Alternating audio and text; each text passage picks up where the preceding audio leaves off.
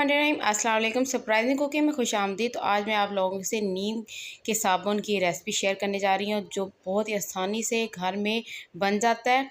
और ये दाग धब्बों छाइयों के लिए और जैसे अब गर्मी पड़ रही है इसके लिए परफेक्ट है, बहुत अच्छा है स्किन के लिए।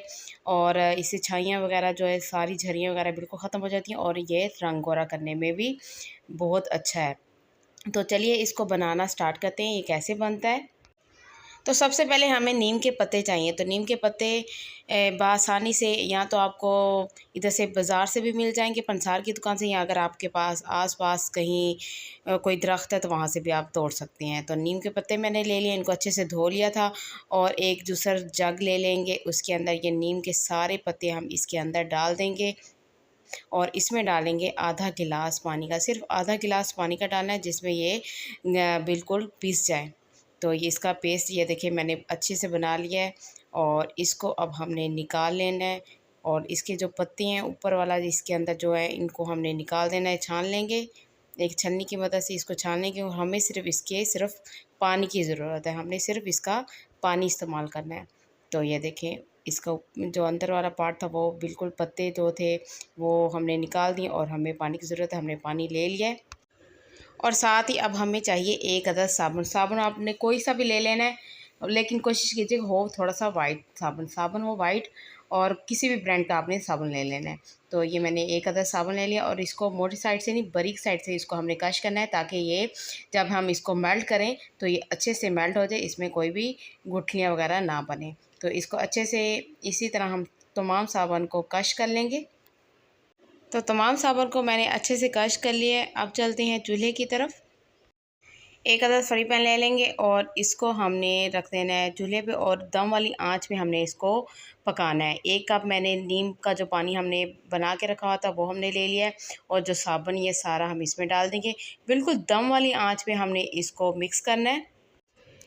दम वाली आंच पे इसको हल्का हल्का हमने मिक्स करते जाना है। और ये जो साबुन है बिल्कुल मेल्ट होता जाएगा। ये देखें, हमने हाथ चलाना बंद नहीं करना, हमने इसको मिक्स करते जाना। तो ये देखें, आप देख सकते हैं बिल्कुल ये मेल्ट हो चुका है। और ये देखें गाढ़ा भी हो चुका है। हमने इतना ही इसको गाढ़ा करना है। और अब हम इसको उतार लेंगे। और चूल्हे के उतारने के बाद हम इसमें डालेंगे एवियन के 2 अदद कैप्सूल।